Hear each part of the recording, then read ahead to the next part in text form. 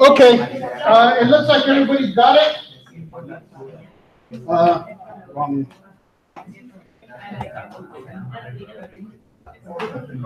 So we have our input here is grain, our output is milk.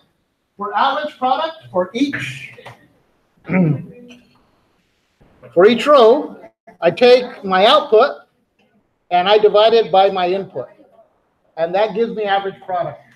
For marginal product, I take the change in output and I divide it by the change in input. So for this first one, it'll be 7,250 minus 5,917 divided by my change in inputs, which is 1,800 minus 1,200 or 600.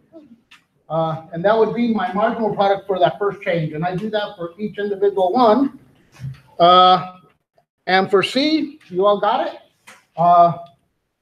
We start, our first marginal product is 2.2, then it goes to 2.8, and then, I'm sorry, 1.8, and then 1.6, more or less. So we can see that our marginal product is decreasing as we go. That means for every unit of grain I add, after that point, I'm getting less milk than I did for the grain that I added before it. So I've had diminishing marginal product, or in this case, the same thing, diminishing marginal returns. Questions?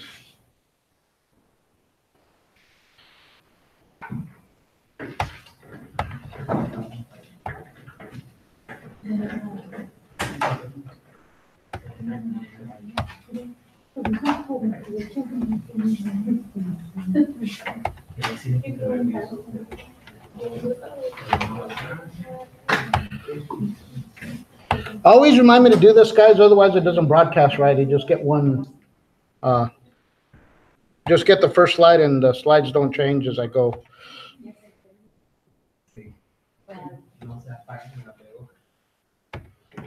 Okay. So last week we talked about production functions and we got to isoquants, right? Today we're going to talk about costs. And we're going to start with the second part of the isoquants, right? We said that isoquants, or we saw that isoquants were technically or mechanically similar to indifference curves. So we need something now that's technically or mechanically similar to our budget line, and that's the isocost curve. The isocost curve is simply, right, the sum of our inputs times the price of that input. So in this case, right, we're using labor and capital. It's the price of labor times labor plus the price of capital times capital, and that is equal to our expenditures or our total outlay, right, for inputs. In other words, that's how much it costs us to produce along that isocost curve.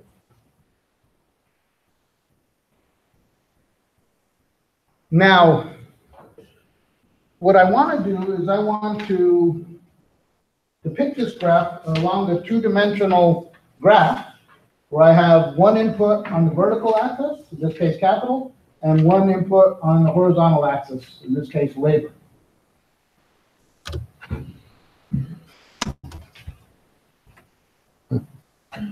Okay. So if I have capital on the vertical axis, I want everything in terms of capital.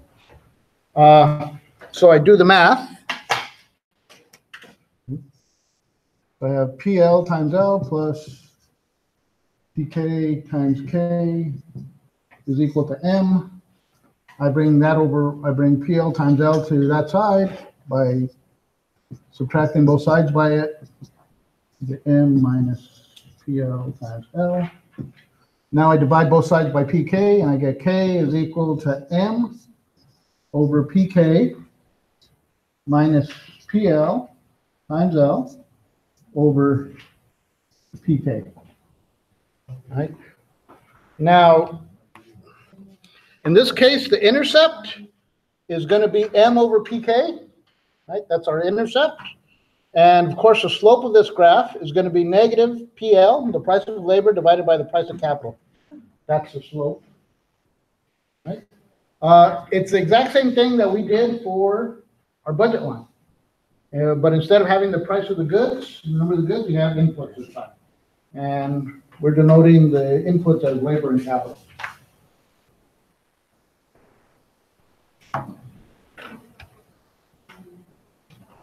Okay, so here we go. Our intercept here is M over PK. Our slope is PL over PK, right here. I think I have a better graph in the next slide. Here we go. Our intercept, M over PK. Our slope, negative PL over K. Right? And of course, if we had zero capital, right, it would intersect our labor axis or our horizontal axis as M over PL. Questions? Pero siempre van a dar las variables, ¿verdad? Para yo. Siempre van a dar las variables para yo si la tengo que. Ah, sí. Yo de eso sí, te doy una pregunta. Yo también quiero. Okay. Pero no siempre necesitan ser laboral y capital, pueden ser otros. Laboral y capital es finalmente que economistas usan, pero puede ser otro, como vimos en el ejemplo, que la asignación era el grano y leche, ¿no?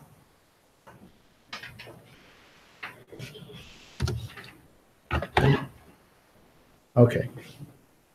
Entonces, la semana pasada vimos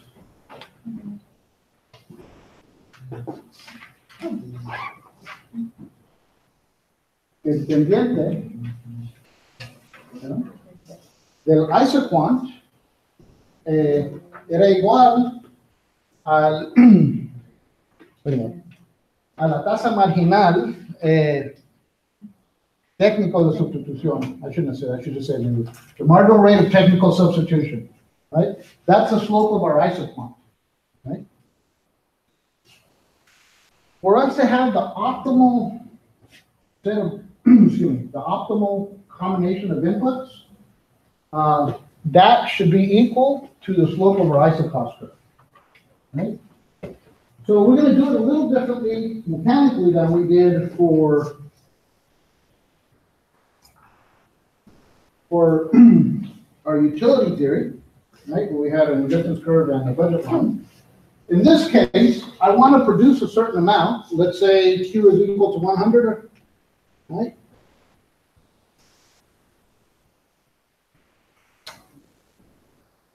So what I want to do is I want to keep moving the isocost down until it's just tangent to the isocost we want to produce in this case, 100. So that tangency point gives me, in this example, the least cost combination of inputs that's going to produce 100 units of output, right? That's where it's tangent. If I have multiple products, right, instead of just labor and, multiple inputs, instead of just labor and capital, right, all the marginal products over the price of those products should be equal across all of them. So in case I have products from A to N, I have the marginal product of A divided by P of A, the marginal product of B divided by P of B, and so on up to the marginal product of N divided by P of N. But for most of this class, we're going to concentrate on two inputs, simply because it's easier, and it gets the concept across. Okay, so, right, that tangency point, right, gives us our lowest cost combination for producing a set amount of output.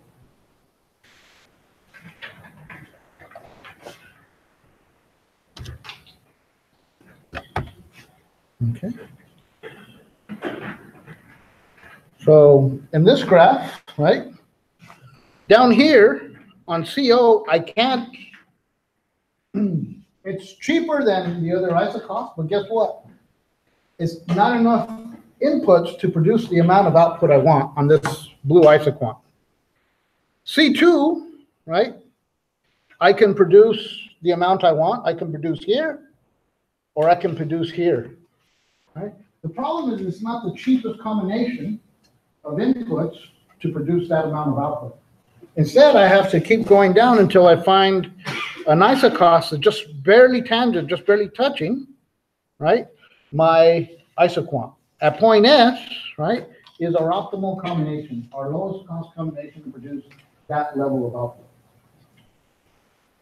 Questions? Okay.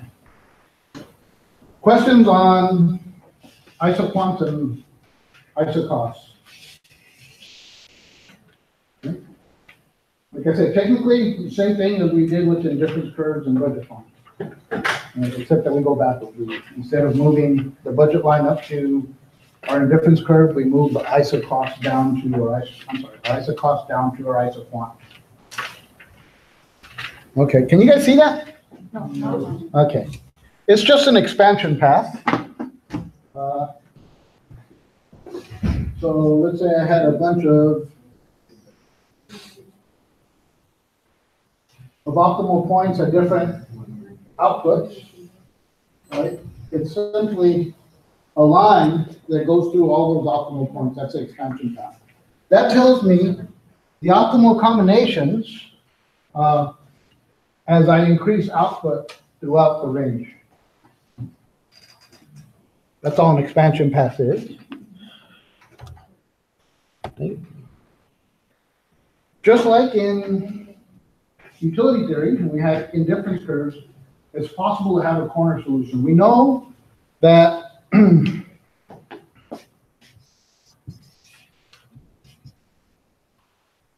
oops.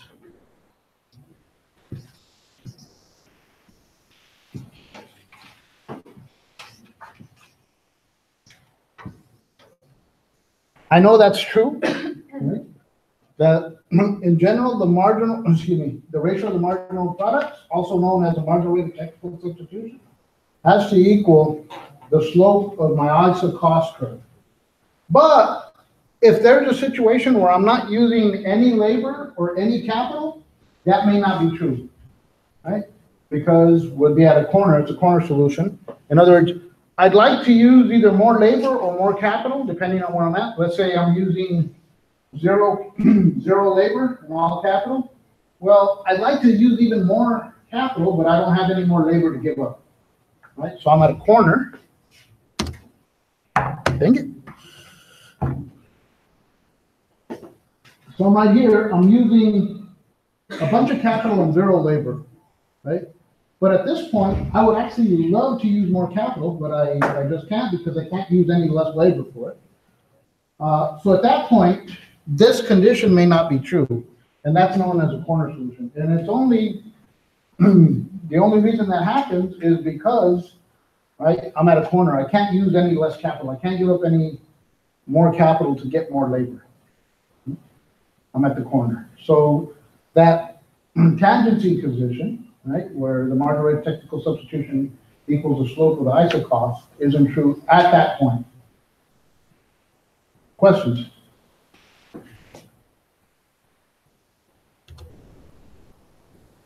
Okay. Any questions on isocosts and isoquants? Okay. Returns to scale. The longer an effect of an equal proportional increase in all inputs. Our marginal products that we just went through a few minutes going through assumed the other inputs are fixed. When I calculate the marginal product of capital, of labor, or in our example of grain, I assume the other inputs are fixed, right? With returns to scale, I'm assuming I'm increasing them all by the same amount, right? So increasing returns to scale is when output increases by a larger proportion than all inputs.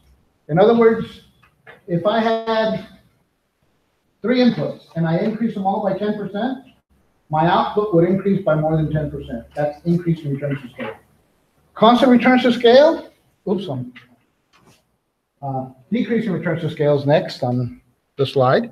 So with decreasing returns to scale, when outputs increases by a smaller proportion than the input, so I increase all my inputs by 10%, my output increases by less than 10%. That's decreasing returns to scale. Constant returns to scale is, of course, I increase all my inputs by 10%. Output increases by exactly 10%. That's constant returns to scale. Okay. Sources of increasing returns to scale, indivisibilities.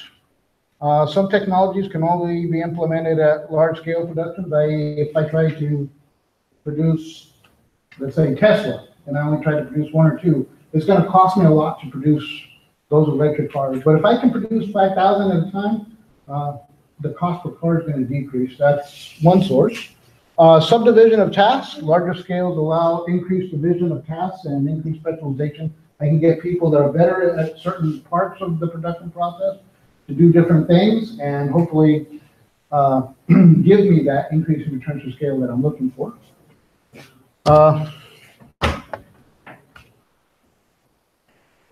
Probabilistic efficiencies, simply the large law of large numbers. Imagine if I was trying to do this in Spanish. Okay. My law of large numbers may reduce the risk as scale increases. And finally, geometric relations, right? If I have a box that's 1 by 1 by 1, and I increase it by 2 by 2 by 2, even though I increase each dimension only by 100%, right? I'm going to increase the surface area by 3 times that, by 300%. And I'm going to increase the volume of that box by 1,200%.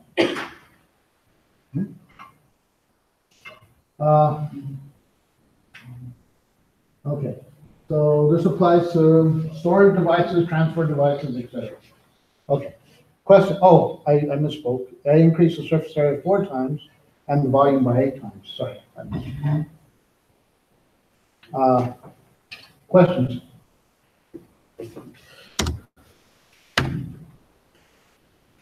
Okay. Now, how about decreasing returns to scale? This is more common, actually. Coordination inefficiencies. Right? Large organizations are more difficult to manage. So if I try to duplicate that, I'm not going to get the same output that I did before. Incentive problems. Designing efficient compensation systems in large organizations. In other words, trying to make the compensation, trying to make the compensation reward people for production, right? It becomes really hard in large organizations because it's hard to identify which employees are actually producing and which aren't. I don't know why my return button is not functioning. Okay, one way to measure returns to scale is with output elasticity. Output elasticity is the percentage change in output resulting from a 1% increase in all outputs. That's basically the definition I was giving you a while ago. Your book does this with Cobb-Douglas production function.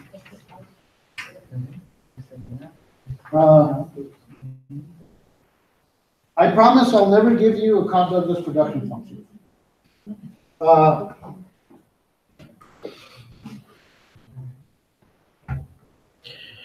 But the Cobb-Douglas production function that they have here is as follows. Q is equal to 0.8, L to the 0.3, K to the 0.8. Right? So now if I took labor and capital and I increased them by 1%, like I did here with my new Q, call it Q prime, with 0.08 times 1.10L to the 0.3 times 1.01K to the 0.8, right? I get 1.011 00584Q. In other words, I increased both my inputs by 1%, but I got a 1.1% increase in output. Right? In this case, the reason for that is in my Cobb-Douglas production function, my 2 exponents sum up to more than one. If they sum to one in a Cobb-Douglas production function, you get constant returns to scale. If they sum up by less than one, you get decreasing returns to scale, which is right here. Right? I have my Cobb-Douglas production function, right? A, which was 0.8 before, L to the B, which was 0.3 before, K to the C, which was 0.8 before, right? So if B plus C is greater than 1, as it was, we get increasing returns to scale. If B plus C is equal to 1, I get constant returns to scale, and if B plus C is less than 1, I get decreasing returns to scale. And the truth is, that's just a product of this specific production function. It's one economists love to use because it's easy to work with. It's easy to work with because things work out. You may not think so because the math is a little complicated, but economists love it. Like I said, I won't give you a Cobb-Douglas production function. Okay. Here's an example from your book that I included in the lectures. I have an isoquant curve, right? An isocost curve with a slope of 3/4, right? I have an input in pounds of corn for broiler. And up here I have pounds of soybean oil meal per boiler, right? What's the marginal rate of technical substitution in this case? I'm sorry? Somebody told me, I think I heard, no? What's the marginal rate of technical substitution equal to? The slope, what's the slope here? Minus 3/4. 3/4, perfect. Marginal rate of technical substitution is negative 3/4 at the optimal point. Where soybean oil is 0.61 pounds and pounds of corn per boiler is 1.35 pounds. Okay.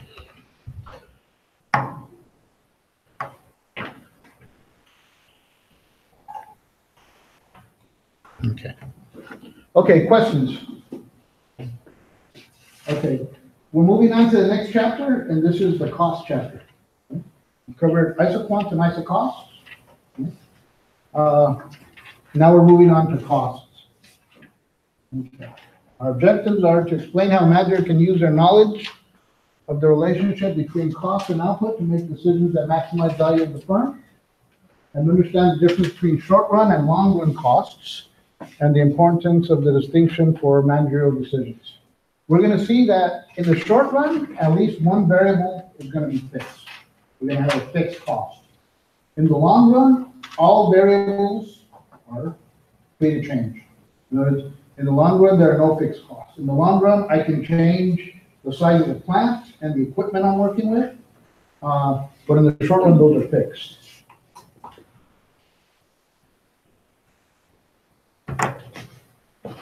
Sorry, I forgot to plug in my laptop.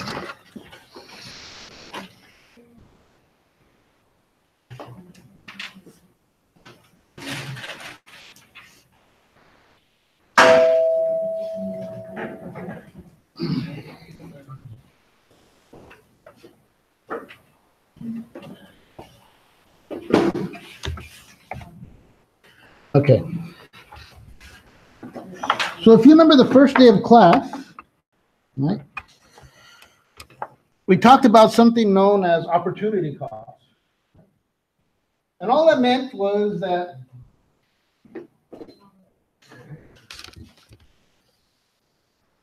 is that better? Okay. It must be the power supply that's causing that flickering. Okay. Okay. Anyway, opportunity cost, all that meant is that anytime I'm consuming something or using something, that means there's something that I'm not using or consuming, right? That's the opportunity cost, right? The opportunity cost doctrine, in this case for production, the input values, when used in the most productive way, together with the production cost, right, determine the economic cost of production, right? Next week, when we talk about perfect competition, By the way, when we talk about perfect competition, that won't come in the first midterm. But when we talk about perfect competition, we're going to see that under perfect competition, right, all the firms under perfect competition have zero economic profit. That doesn't mean they're starving. It just means they can't do better than they could do somewhere else. Their next best alternative, right? They can't do better. In other words, economic costs, right, includes our accounting costs, right? The accounting costs of producing a product, right, minus the opportunity costs, and that determines our economic costs. Right?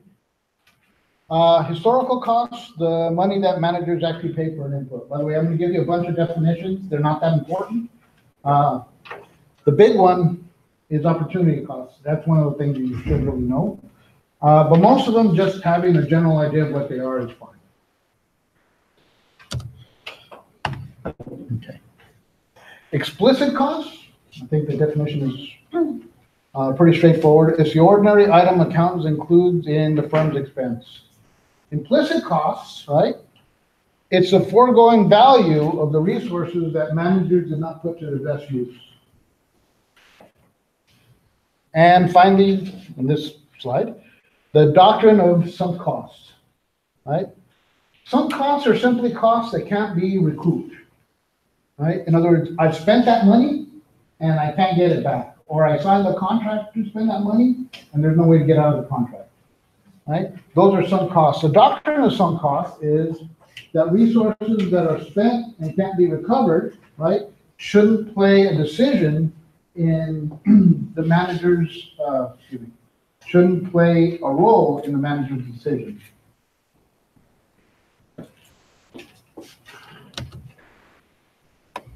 Okay. So historical costs, we talked about the actual cash outlay when the product was purchased, mainly used for tax purposes and SEC filings. Current costs, right? The amount that would be paid under prevailing market conditions. In other words, how much could I sell it for today? And replacement costs, the amount they would take to replace the productive capability using current technology. Accounting costs, we already seen that. The simple dollar costs of inputs. Opportunity costs, the important one. The foregone value associated with current rather than the next best use of an asset. And finally, economic costs. It's accounting costs plus opportunity costs.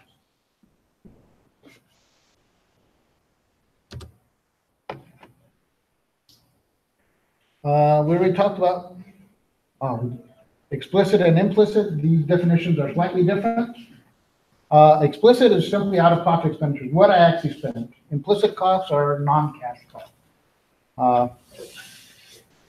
Incremental costs are the change in costs caused by a given manner of decision. In other words, I decide to take on a new project. How much more is that project going to add to the cost of the firm?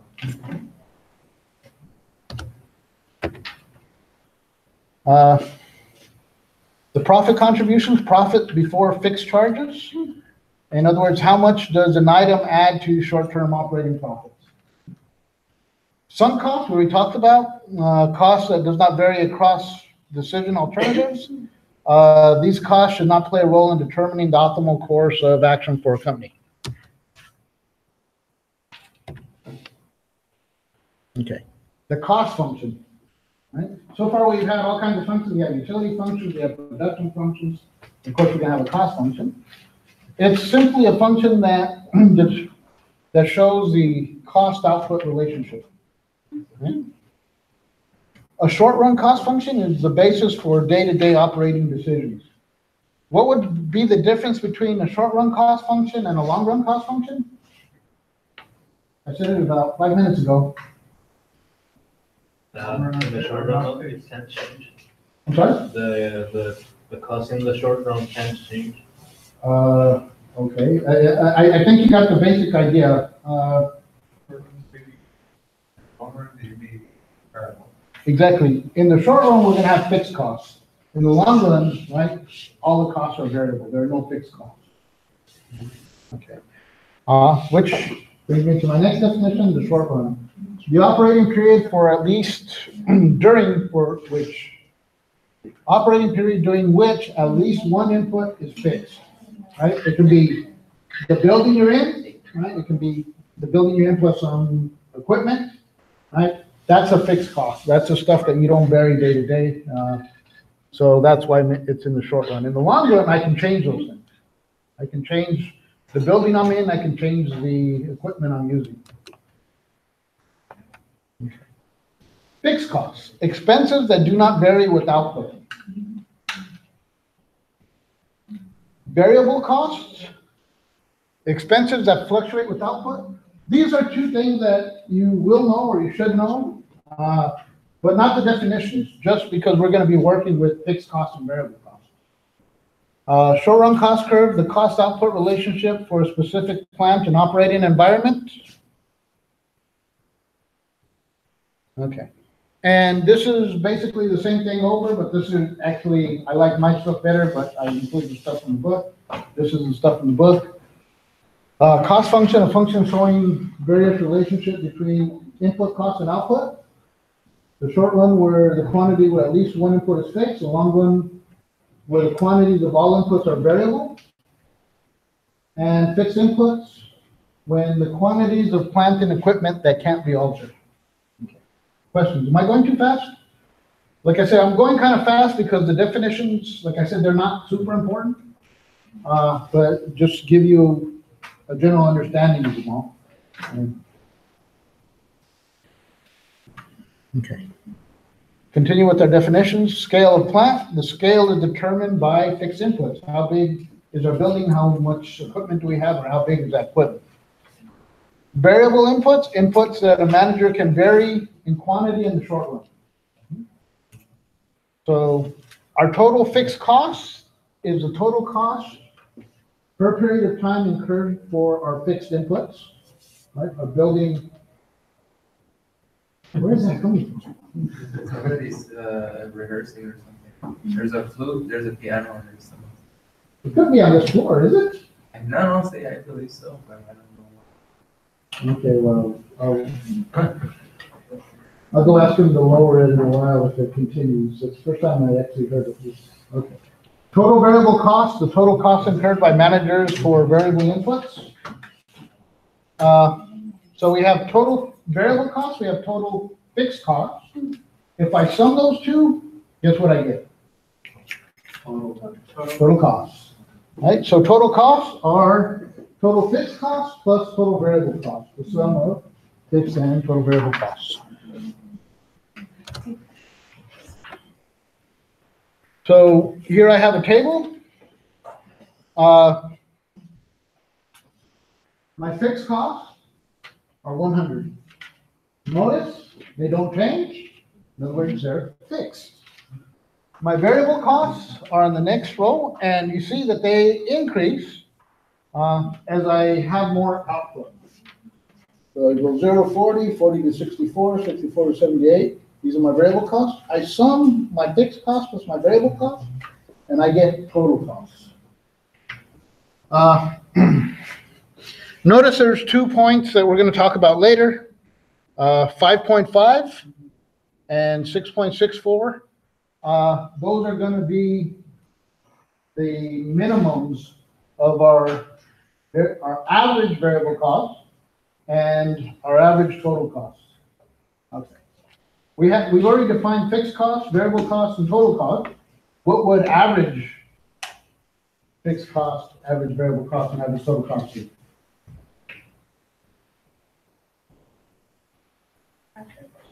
I'm sorry? What would the averages be?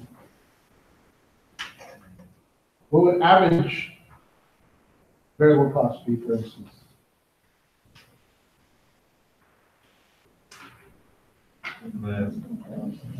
Total fixed cost divided by quantity.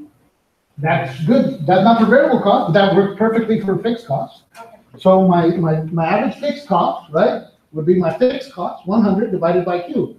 So you'll notice that fixed costs, since we're dividing by the same number each time, keeps getting smaller and smaller, my average fixed cost. My variable costs, on the other hand, might increase or might decrease depending, because they vary. And the same thing for total, average total costs. Okay, so here's a graph. I have my total cost, I have my variable cost, right? And then I have my fixed cost. Now, it doesn't quite look like it, but the difference between my variable cost and my total cost are gonna be, always gonna be, my fixed cost, 100. So the difference between the purple line and the blue line, right, is always gonna be 100, right? Even though it looks like they're getting closer here. That's just a product of the way they drew the graph. So to generalize, say for say is that the difference between my variable cost and my total cost is the fixed cost. Exactly. Okay. Okay. So back to our definitions, total cost is total fixed cost plus total variable cost. Average fixed cost is simply total fixed cost divided by output. Total fixed cost divided by Q. Average variable cost, right, are my total variable costs divided by Q. And my average total cost is simply total costs divided by output.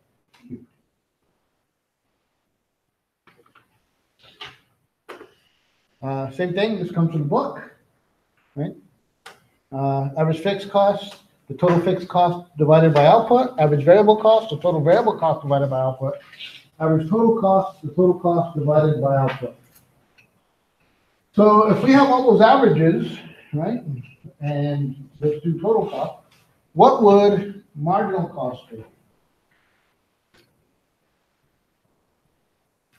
Okay, you can look at the slide if you want.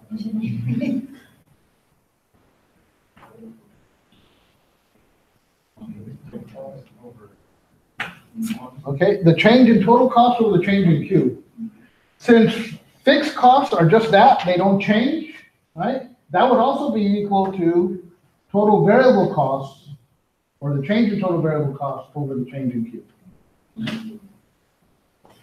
So my marginal cost is defined as a change in total costs divided by Q for discrete changes in Q and for GON for continuous changes in Q. It just means when we have a formula, an equation, I can take the derivatives.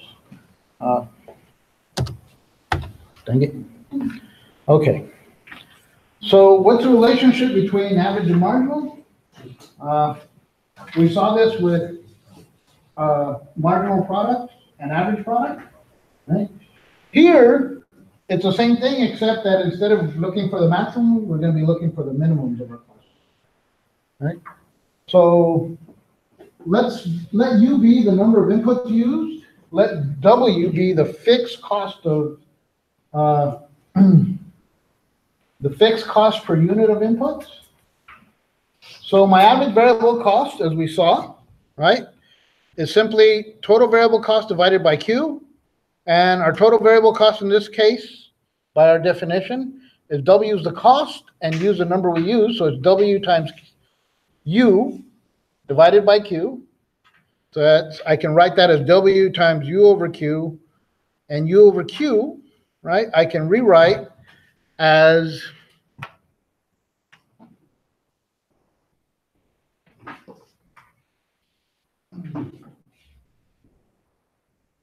so if I have U over Q, I can write that as 1 over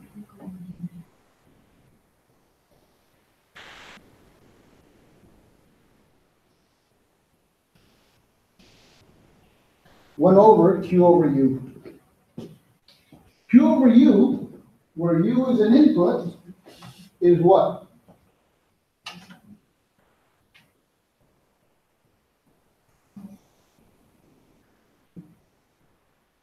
We did this about an hour and a half ago. Labor? I'm sorry? Labor? We did it about an hour and a half ago. Q, you said Q is input. Output over input. Marginal. Through what label? Average product. Average. Perfect. 1 over average product. So I have W, right, our costs, per unit times 1 over average product. Okay. Questions? Okay. So we got our average variable cost. Our marginal cost is simply going to be the change in total cost. Or, as I said, we can write it as a change in total variable cost. Why? Because the difference between total cost and variable cost is fixed cost, and fixed cost function. Right? So the change in total variable cost over Q, I can write as W, that's the cost per input, times the change in U over the change in Q, right? And I can write the change in U over the change in Q, just like I did over there, right? The change in 1 over the change in Q over the change in U, and that's 1 over, that was average. Next one is,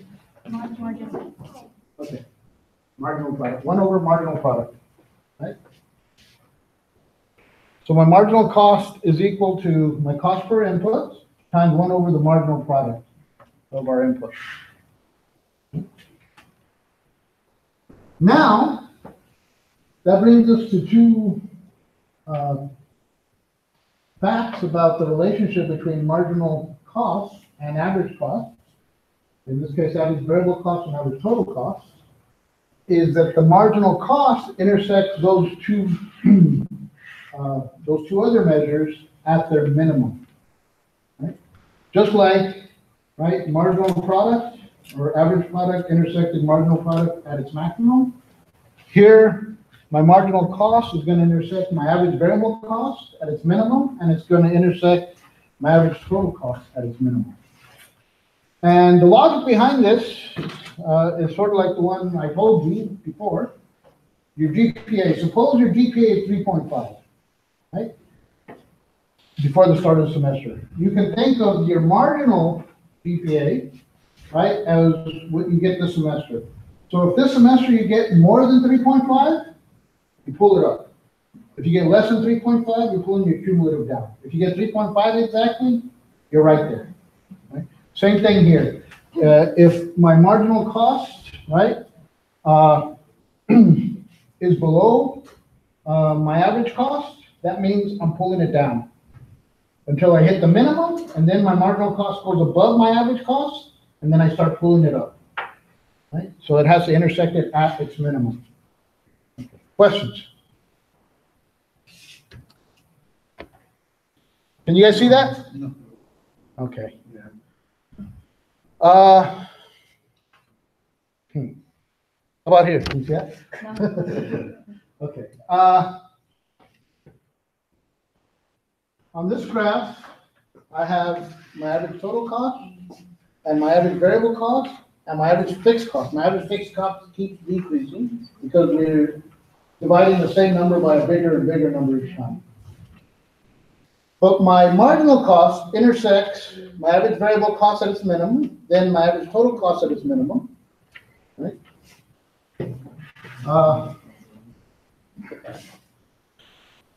The next graph I think is a little better. This one I wanted to show you the relationship between my total cost curves and their inflection points and my marginal and average cost curves, but it's not that important. Oops. So here's an example from the book. Actually, let me show you the graph before. Okay. We'll come back to this graph, but at least that one you can see a little better, even though it's not as smooth as the one I had. I need to change the color on the other one. Okay. This yellow line is my marginal cost. This purple line is my average fixed cost. This darker blue line is my average variable cost, and this light blue line is my total cost. Okay? So my marginal cost, right, when it's below my average cost and average variable cost, means it's pulling them down. And it's pulling them down, as long as it's below it, until it hits first average variable cost at its minimum, and then it starts pulling up average variable cost. But it's still pulling down average total cost, until again, it hits a minimum and then it starts to pull it up. So that's why my marginal cost hits my average variable cost at its minimum and it hits my total cost at its minimum. Okay. So back to our example. In this, let me see. Yeah, just wanted to make sure I didn't skip any slides. In this example, my average fixed cost is 100 divided by Q. If my average fixed cost is 100 divided by Q, what's my fixed cost?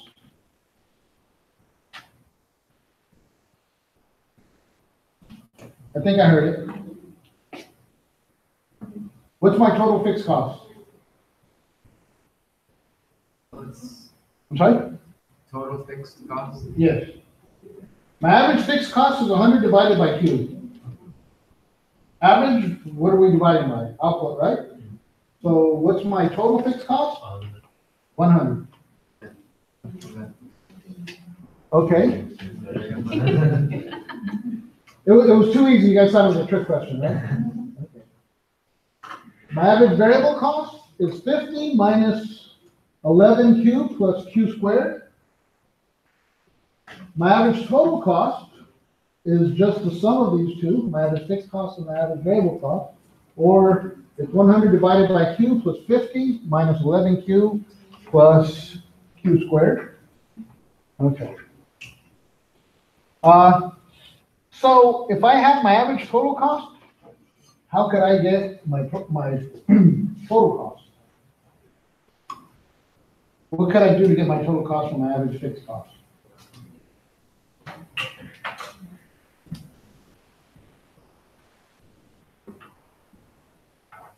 You multiply average and total cost into one. Multiplicar la cantidad, costo promedio total por la cantidad. Por la cantidad, perfecto. Por el producto, Q, ¿no? Okay.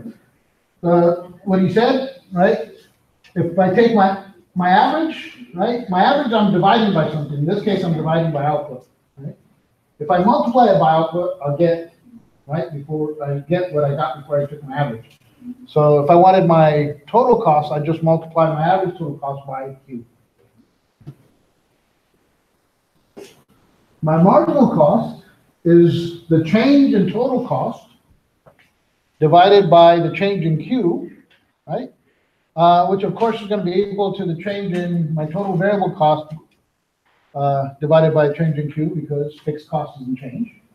And that's equal to 50 minus 22Q plus 3Q squared. Okay. So my average variable cost is at its minimum, where the change in average variable cost over the change in Q is equal to 11 plus 2Q equals 0. I solve for Q, and I get Q is equal to 5.5. I plug that back into either my marginal cost or my average variable cost formula, and I get 19.75. Okay. You're not responsible for this, but if my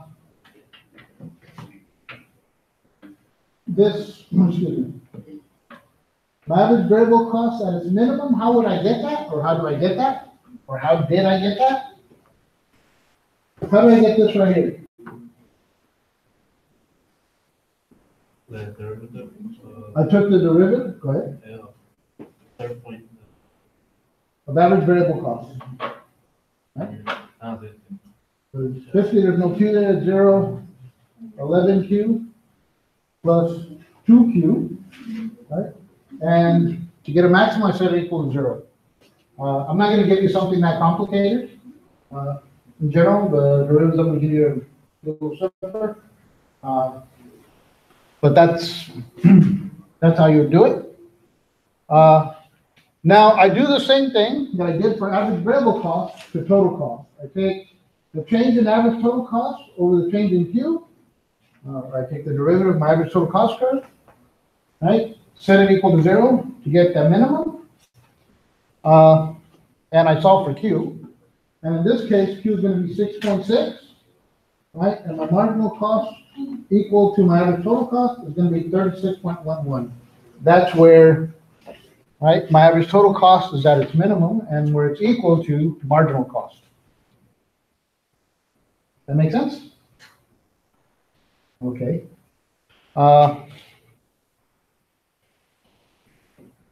So if I, oops, right? So my marginal cost curve intersects my average variable cost at its minimum and my average total cost at its minimum. Right? What the book did there was simply take the derivatives to make it easier. Of course, if you're bad at math or don't like math, it's not really easy. But conceptually, that's all we're doing. We're finding the minimum by setting marginal cost equal to average total cost, where they're equal. Okay. So I have my average fixed cost, my average variable cost, my average total cost. That was from the graph before, right? And I have my marginal cost. Right? The big changes, and then the changes, right, that we took with the derivatives. And we saw that at 5.5, right, is where marginal cost equals average variable cost, or in other words, where average variable cost is at its minimum. At 6.64, marginal cost equals average total cost, or in other words, where average total cost is at its minimum. Okay. Questions?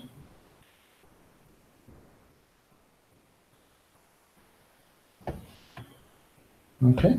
The graph we've already seen a few times.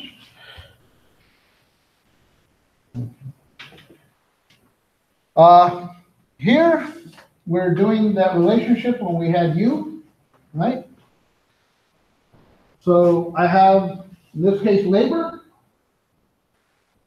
the quantity of output, my average product of labor. Average product of labor would be, help me out here. Q over L. Q over L, good. Okay. The marginal product of labor? I heard it. Partial or Q over. The change in Q with respect to L. In this case, they did it with the derivative. You can do it with the big changes, the change in Q over the change in L. The same thing. So my marginal product of labor is the change in Q with respect to L. My input cost, my labor cost, and this could be weekly or whatever, $390. My average variable cost, as we saw, is going to equal, and this is only part of the equation, we saw it before. The average variable cost is simply W times 1 over the average product of labor. And then they go down. Here, the average product of labor is at its maximum at 10, right? So the average variable cost would be at its minimum. My marginal cost is W over the marginal product of labor, right? And that's going to be, the marginal product of labor is going to be at its maximum at 6.67. So the marginal cost is going to be at its minimum at that point.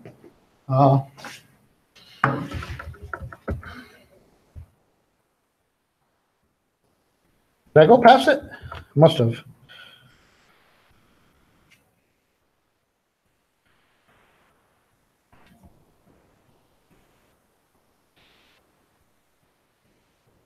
Okay, here. So here, right, we saw that average variable cost is equal to W times 1 over the average product. And over here, marginal cost was equal to W times 1 minus the marginal product.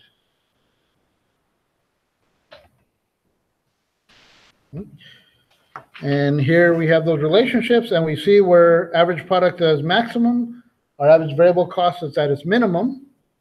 And over here, where marginal product is maximum, the marginal cost is at its minimum. Okay, questions? Here's a graph from the book denoting, right, the cost or the effects of output on the cost of producing aircraft, making airplanes, right? And we see here that our unit cost, right, percentage of the cost of a 700 unit buy, and the planned number of units. And we see in this case that, right, our unit cost decreases as we produce more. That means we have, help me out. Increasing returns, perfect. Increasing returns to scale in this case. Oops, I keep hitting the wrong button. Okay, so basically that's our discussion of the short run. Now we're going to talk about the long run, and of course I'm going to give you a couple definitions. Right, our long run is a planning period with complete input flexibility. In other words, there are no fixed costs.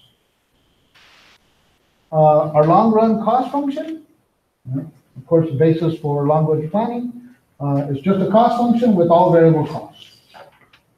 And our long run cost curve is the cost output relationship for the optimal plant in the present operating environment.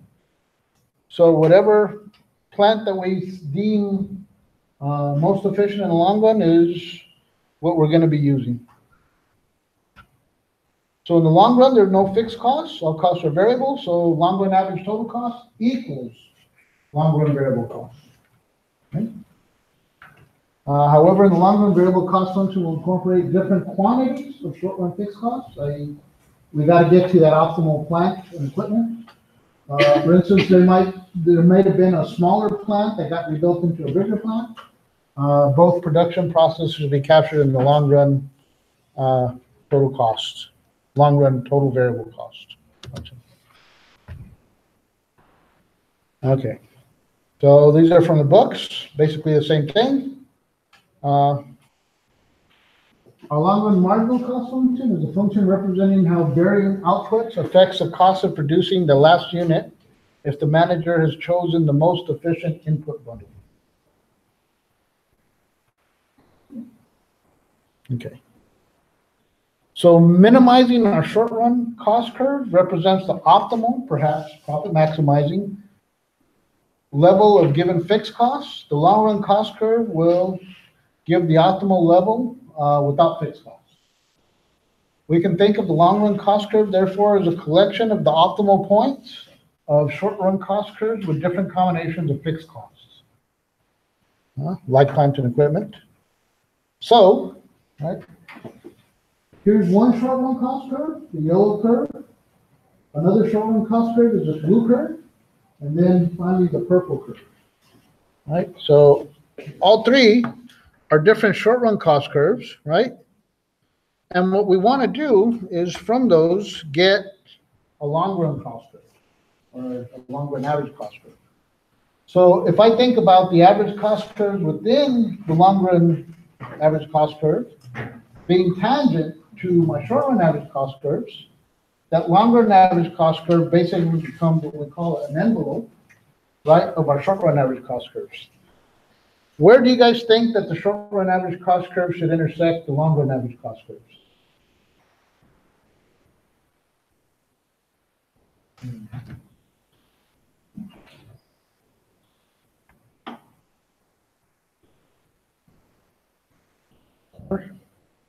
Where should the long run average cost curve, the envelope, right? Where should that intersect the short run average cost curve? The minimum of each. The minimum.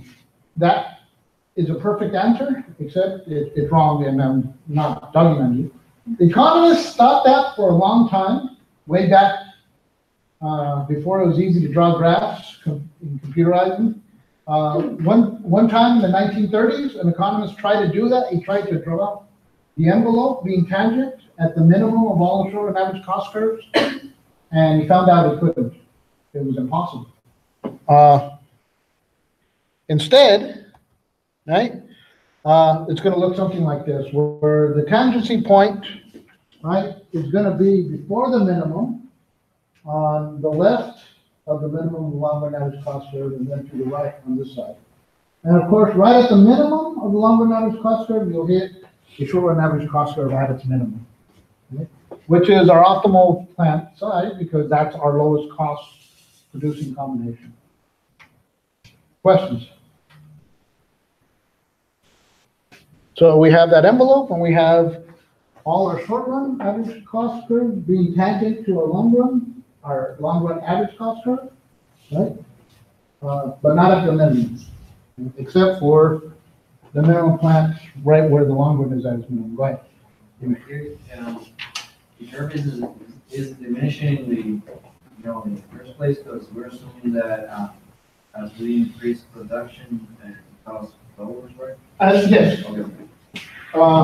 In other words, here, as I move from this size plant to whatever this size plant gives me, right? I'm decreasing my costs. And I keep doing that until I hit that optimal plant combination, or the optimal plant and equipment combination. And if I try to change it from there, right, my costs will start going up again. So over here, yes, as I change my plant and equipment to more optimal, my costs decrease. Over here, I can't do that anymore. After that point, if I try to produce more, my costs start to increase. Why? I'm sorry? Why? Okay. If I want, I can still be, opening a lot of plants and still kind of be lowering my costs. You're right. And it's possible that you have increasing returns to scale to some large point. Maybe you're a natural monopoly. But the vast majority of businesses, as they produce more and more and more, they might have decreasing returns to start with, but at some point, because you may not find as good workers as you found before, you might not find as good inputs as you found before, or whatever it might be, right? Trying to produce more, eventually, you're going to come to an increase in costs, eventually. In growth theory, there was an economist named Paul Romer, and in his theory, he argued for what he called constant returns to scale. I could just clone everything, and I'm going to get the same production, and that was part of it. The problem is that in the real world, I can't clone everything. I can't clone my workers. I can't clone my inputs, right? Eventually, I'm going to run into decreasing returns to scale. And that's basically why we have our U-shaped, right, cost curves. It may be that I can produce everything that the market demands and still be lowering my costs.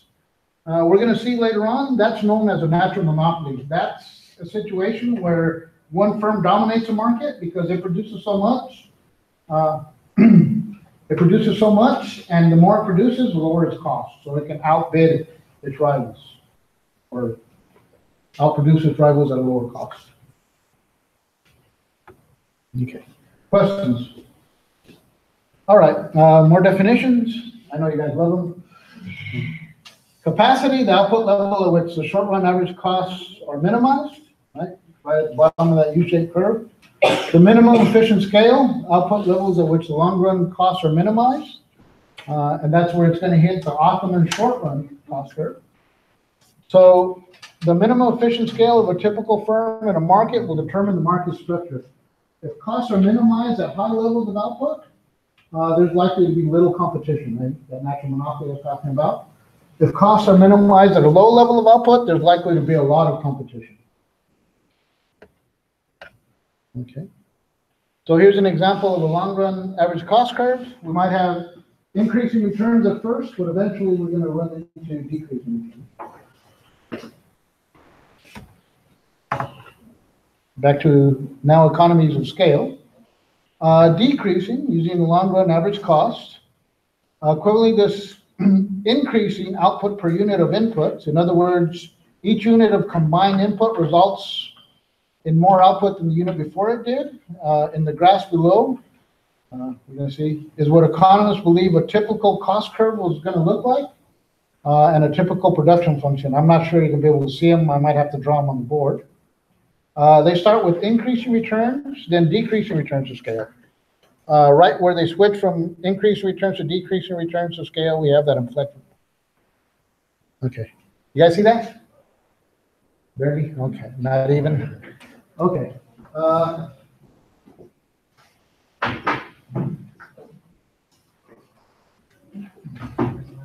Okay, so on our first one, I have output, which I'm going to denote by Q, right? And I have my input. And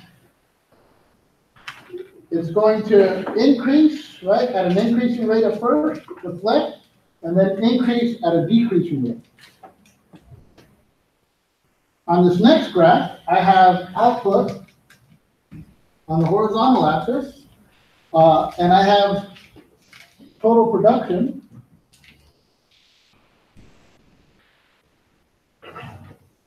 on the vertical axis, and in this case, I start off increasing at a decreasing rate, and then,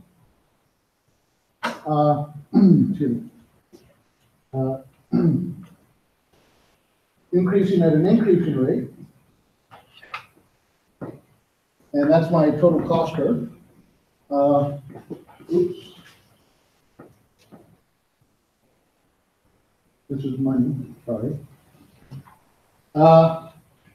At this point and this point, since I have Q here and Q here, if I flip one of these axes, let's say I flip this one and put it underneath this one, on the Q axis where this inflects and this inflects would be at the same point.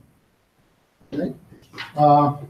Over here if you see this right at home on YouTube, this point and this point would be the same on the output axes. Okay. Questions?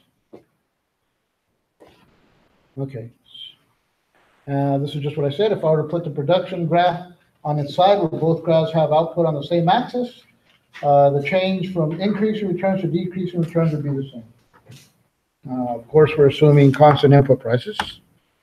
Okay. Questions? So managerial use of scale economies. Economies of scale when a firm's average unit cost decreases as output increases. And your book gives some examples. The first one is nursing homes in Texas. The economies of scale can result from larger plant size or an increase in the number of plants. Economies of scale may be exploited by changes in production, distribution, raising capital, advertising, or other business processes. We'll talk about those in a second. Diseconomies of scale is when the average unit cost increases as output increases. For most businesses, eventually economists think they're going to come to a situation where they have diseconomies of scale. Okay. Like I said, the first graph was that Texas nursing home. And we see that the more patient days, right, that they're able to get, the lower their average cost per patient day is going to be. Okay, so they have economies of scale at least up to 60,000 patient days. Somewhere over here, it might turn around and cost might increase. But as far as this graph, throughout the entire range, costs are decreasing, or average costs are decreasing. More definitions. Multi-plant economies of scale is when you have economies of scale by running different facilities. In other words, instead of building a bigger facility, I just build another similar size one, and I get economies of scale. Or the opposite might happen. I get multi-plant diseconomies of scale. If I build two different plants, right, that second plant is not going to produce the way that first plant did, for whatever reason. It might be they just don't have the same inputs or the same quality of labor or the same quality of machinery. Pero porque siempre se asume que le va a ir peor que a la primera. Como digo, depende, no siempre, pero economistas piensan que generalmente es el caso, porque lo que tú usas primero son los mejores insumos. Entonces, los insumos que puedes encontrar después no van a ser igual, si es laboral o lo que sea. No sé qué me... who asked me that question? Okay, la contesté. Sí, okay. gracias. Okay, When you mentioned about multi-plants, does that also entail, when, not the same plant, but let's say where a meat processing factory also opens up the distribution area so like they distribute their products instead of somebody doing for them? Would that count in this set? no, because it's basically opening up the same type of plant, having a different distribution part or distributing yourself is something, and again, you can have economies of scale from that or diseconomies of scale from that. Just depending on how efficient you are compared to whoever was distributing your meat before. Okay. Learning curve, right? As we do stuff, we learn, right? We get better at it. So the average cost reduction over time due to production experience. Economies of scope, the cost reduction for producing complementing products. Let's see. Excuse me, the example economists love to use is an orchard where they grow fruit.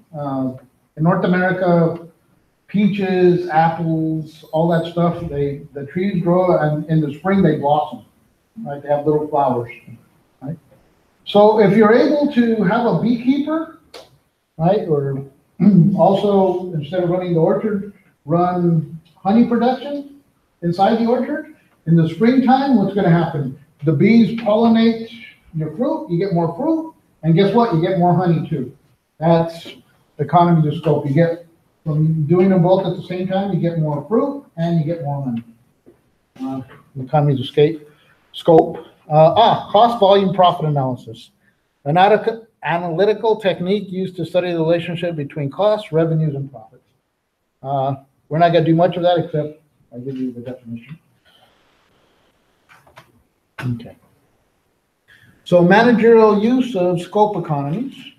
Economies of scope exist when the cost of jointly producing two or more products is less than the cost of producing each one alone. Right? So here we have the degrees of the economies of scope is the cost of producing the first product plus the cost of producing the second product solely minus the cost of producing them jointly divided by the cost of producing them jointly. Questions?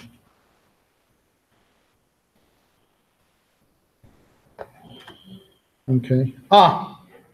Economies of scope and advertising agencies. And here we see that when agencies get together and produce the advertising, the percentage cost savings from joint production, right? When you have a large number of agencies and a small number of agencies, we see when you have a large number of agencies, you have more cost savings. Again, that was from your book. The next example is one of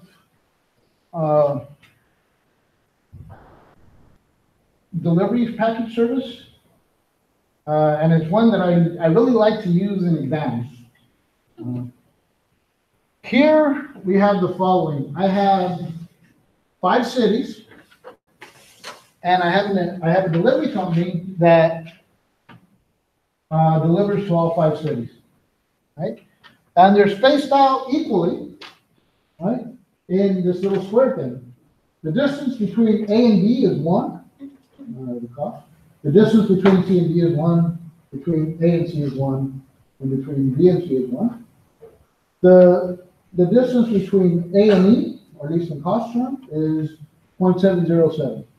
Between A and D, 0.007. Between A and E, 0.707, and between B and B, 0.007. So if I want to ship something from A to D, I ship it and it'll be 0.1414, right? I just add the 0.707 together.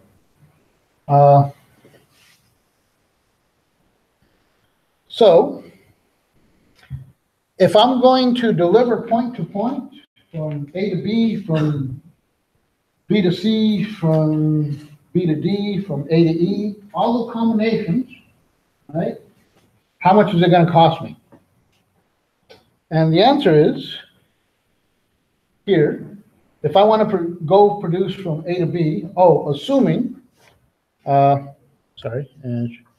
assuming it costs me 75 cents to ship one unit, one distance unit, in this case one, cost me 75 cents, right? So from A to B, cost me 75 cents. From B to A, cost me 75 cents. From A to C, cost me 75 cents. And from C to A, cost me 75 cents. From A to D, 0.75 times 1.414, right? And if we go back to our graph, from A to D,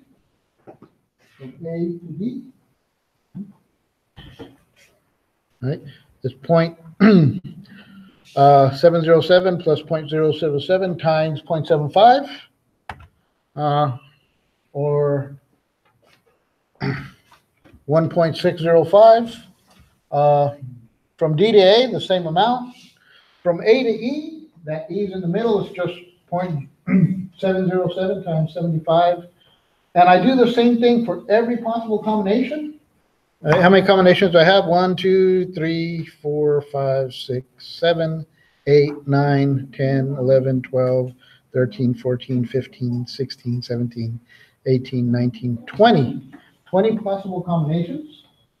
I add up all the costs from excuse me, from sending my plane or my truck from one point to the other. I add up all the costs, and I end up with a total cost of 14.484. Okay. Now, what I want to do is I want to compare that to a hub system. A hub system means that I send everything to a central city, and from that central city, I ship to everywhere else. Right? In this case, where's my central city going to be, logically? I'm sorry? E. Okay. So you guys are getting it. So I ship everything to E. So I need to calculate A to E, E to A, back.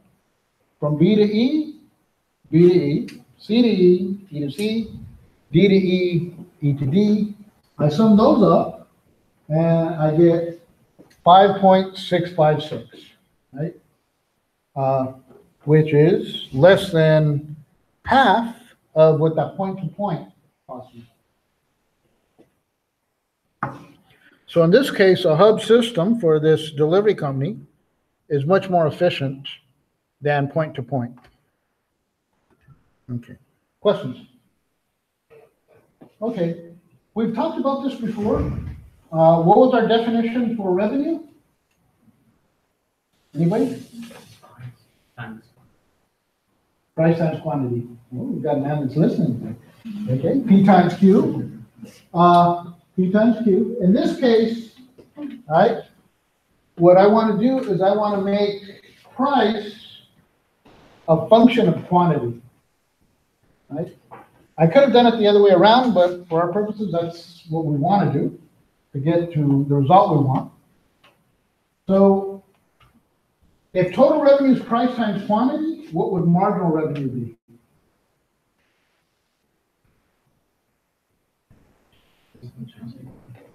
Okay, tell you what, if we have total revenue, how would I get marginal revenue? How's that?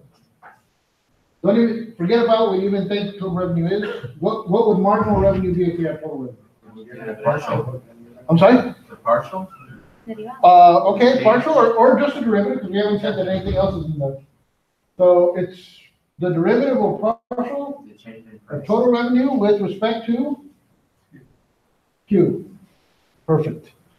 So my marginal revenue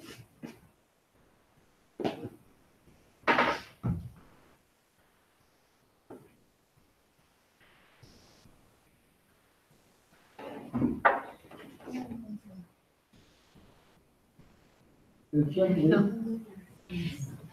my change in total revenue with respect to Q. Okay. Now, if total revenue is P times Q, like you said, but I make P a function of Q, I can do the following, right? My change in revenue or change in Q, I can write as P times dQ, which is gonna be 1, plus Q dP, and that's gonna equal P, because dQ is equal to 1, plus Q dP. Okay. I know profit is revenue minus cost. In this case, total revenue minus total cost, right? So my change in profit with respect to Q is simply going to be my change in revenue with respect to Q minus my change in cost with respect to Q. That's my marginal revenue minus my marginal cost. If I want to maximize profit, if I want to get the maximum, what do? I take the derivative and I set it equal to, right there, 0. So what that means is, at the profit maximizing point, marginal revenue equals marginal cost.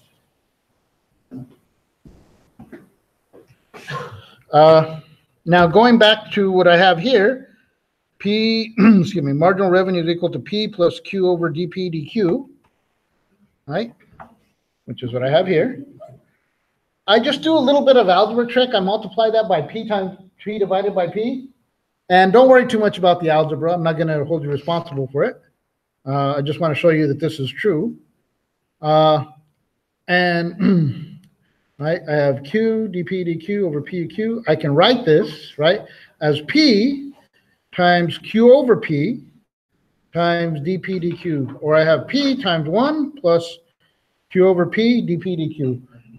This, what does that look like to you guys? This second part. Can you guys see that okay? Okay. Anybody? What does that look like? It kind of looks like our formula for elasticity. The problem is it's backwards. It has the P's in the, excuse me, it has the Q in the numerator and the P in the denominator. And it's dP dQ instead of dQ dP, right? So I take the inverse of that. In other words, I write it as P is equal to 1 plus 1 over P over Q, the inverse of this, times dQ dP. This is our formula for elasticity. So what I get is marginal revenue is equal to P times 1 plus 1 over epsilon PQ. In other words, my marginal revenue is equal to P times 1 plus 1 over my point price elasticity. We've actually seen this before. Here's just a little bit more math, but I was proving it. And I also proved that marginal revenue is equal to marginal cost at the profit maximizing point a second ago. Before I get to that. So if my point price elasticity is less than 1, my marginal revenue, right, is going to be positive, assuming a fixed price. If it's equal to -1, my marginal revenue is 0. And if it's less than, excuse me, -1, my marginal revenue is negative. Over here, right, it's greater than 1 in absolute terms. So it's elastic. Here it's unitary elastic, and here it's inelastic. Now be careful with those definitions because it depends what you're changing. If I'm changing price, like we did in that example with the microbrewery, right? Your results are different than if you're changing quantity, right? Over here, in this, we're changing quantity. What we did with the microbrewery is we changed price. So be careful.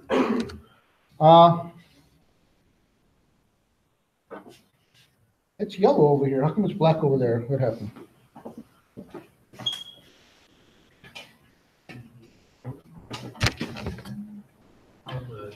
Oh, okay.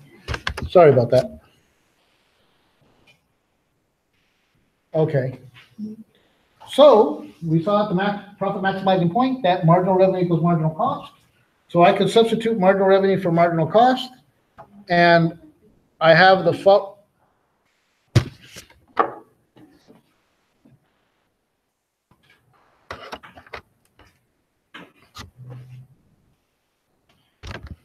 Okay.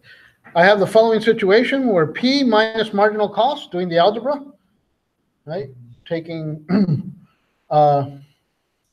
taking P through, first dividing by, taking P through, then dividing by P, and I'll have P on that side. I have P minus marginal cost over P is equal to -1 over my point price elasticity, right?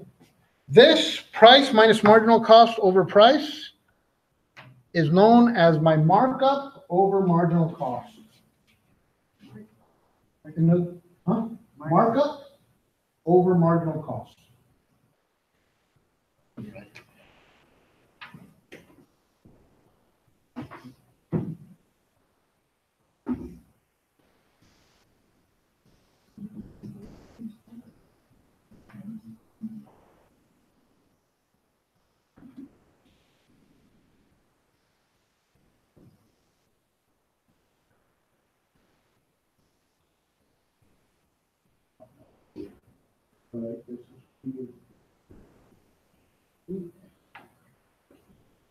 So,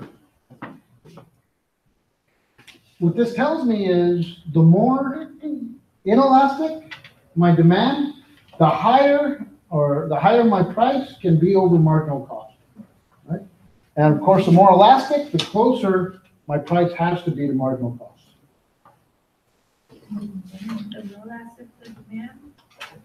I'm sorry, who asked? Sure. The more inelastic, right, my demand is, the higher the higher price I can charge over marginal cost. The more elastic, the closer my price has to be to marginal cost at the profit maximizing point. Did I say that too fast? Okay.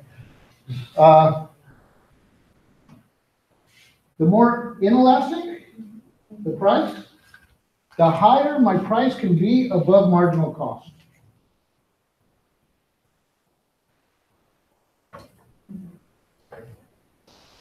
The more elastic my demand is, the closer price has to be to marginal cost, all at the profit maximizing point.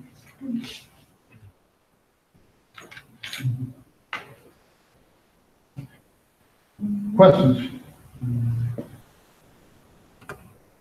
Oops. Here I have a graph with demand and marginal revenue. In general, if I have a downward sloping demand curve, my marginal revenue curve is going to be below my demand curve. And the reason for that is simple, because if I increase quantity, that means the price I can charge has to decrease. Why? Because I have a downward sloping demand. That means the extra revenue I get when I, when I increase quantity, right, is going to be lower than the extra revenue I got when I increased quantity before. So if I go from 9 units to 10 units, right, and then 10 units to 11 units, that added revenue I get from going from 10 to 11 units is going to be less than the revenue I got from going from 9 to 10 units. In other words, my marginal revenue will decrease, and it'll be below my price. So my marginal revenue curve, if I have a downward sloping demand curve, is always going to be below my demand curve. Okay. Questions? Okay.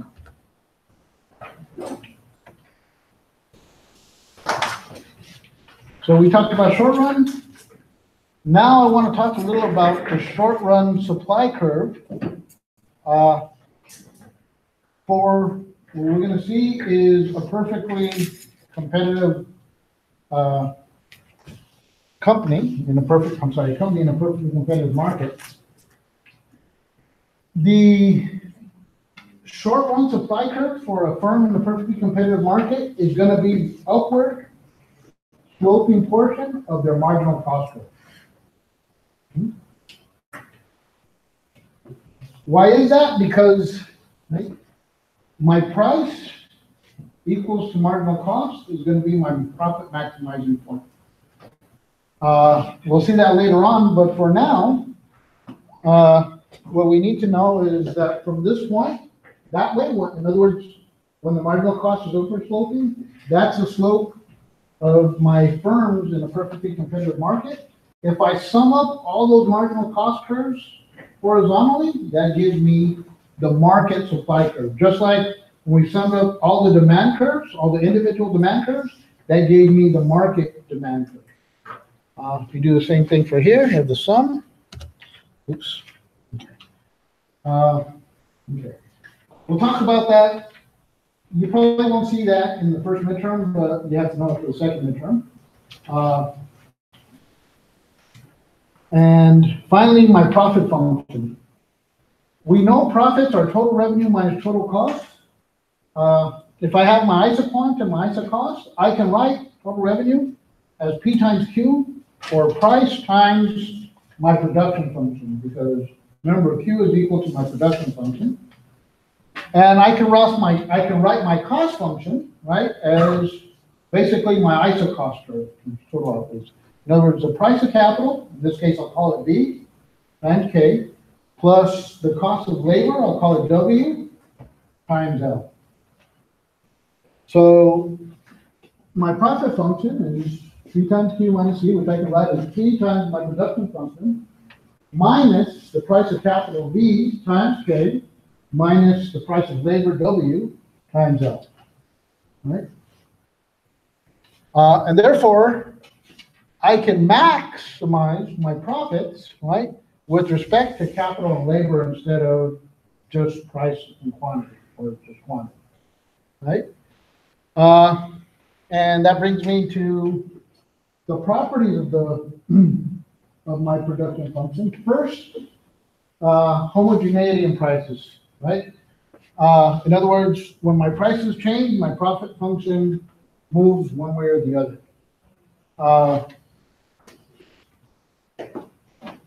For my output prices, it's the profit function are non-decreasing in output prices, right? In other words, when my prices increase, my profits at profit maximizing level, my profits increase, or they stay the same, but they do not decrease. My profit functions are not increasing in input prices, right? In other words, in this case, if the price of capital or the price of labor increase, my profits go down or stay the same, but they never increase. And finally, profit functions are convex, right, in output prices. In other words, what this means is if I draw a straight line between 2 points in my profit function, right, it's going to be above my profit function. Okay. And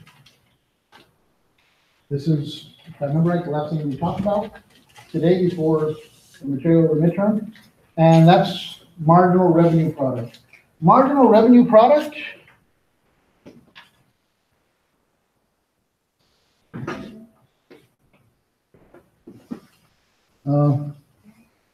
as we're going to see later on,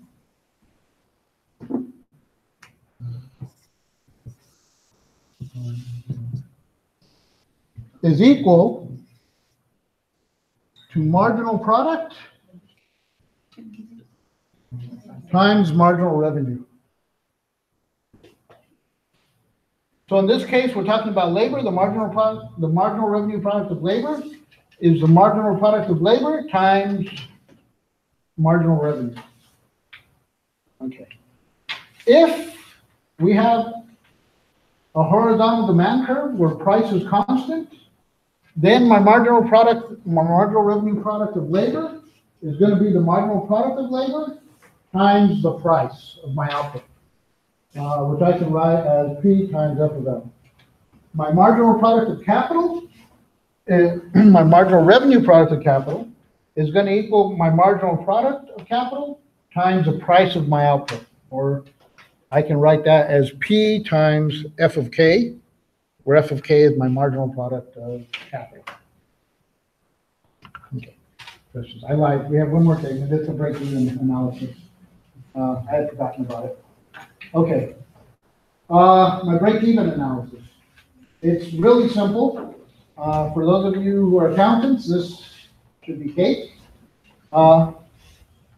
In this case, right, I have a break-even quantity. How much do I need to sell to break even? Right? In this case, right, my total fixed cost is going to be my total fixed cost divided by price minus average variable cost.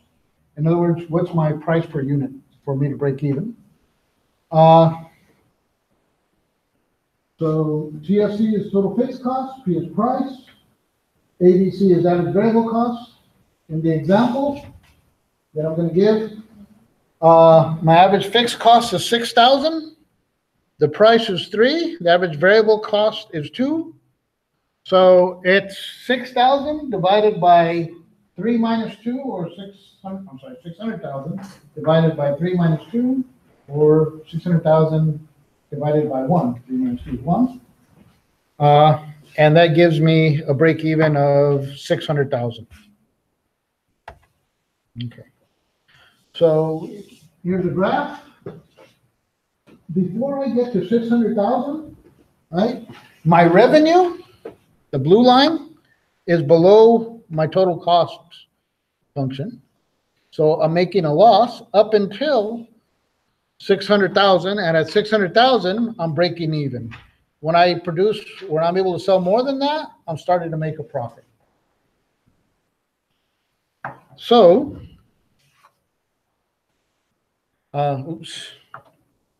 I just plug in all those numbers. 600,000 for TFC, 3 for P, 2 for ABC, and I get 600,000 over 1, or 600,000. Now, what if I don't just want to break even? What if I have a target profit that I want? In this case, let's suppose I want to make at least $1 million. Right? Well, in that case, I add to my numerator my target profit. Right? Why did we have total fixed costs in the numerator before? Because if I want to break even, I have to make up at least my fixed costs. Right? Now, if I have a target profit, what I want to add to that, right, my total fixed cost, I add my target profit. So I have Q of B is equal to my total fixed cost plus my profit target divided by P minus ABC, my average variable cost. Right? So this is the minimum output then I need to produce to make at least $1 million in profit. So, oops.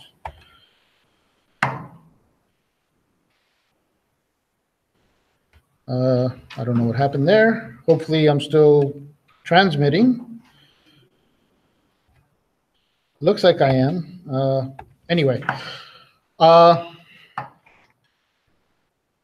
in this case, I have my total fixed cost, 600,000, my target profit of 1 million. So I have 1.6 million divided by 3 minus 2, or 1. So I have 1.6 million divided by 1, or 1.6 million.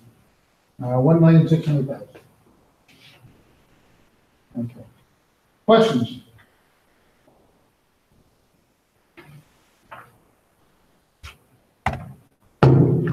Okay. 8:30. So this is the end of the material for midterm 1.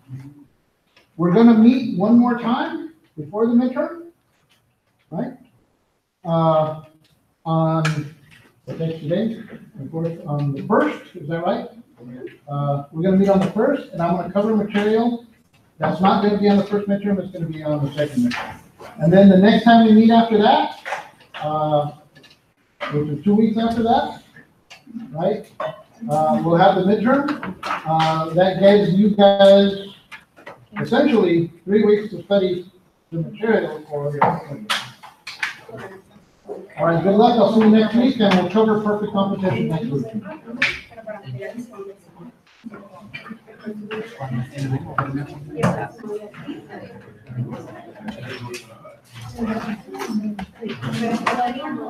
Yeah.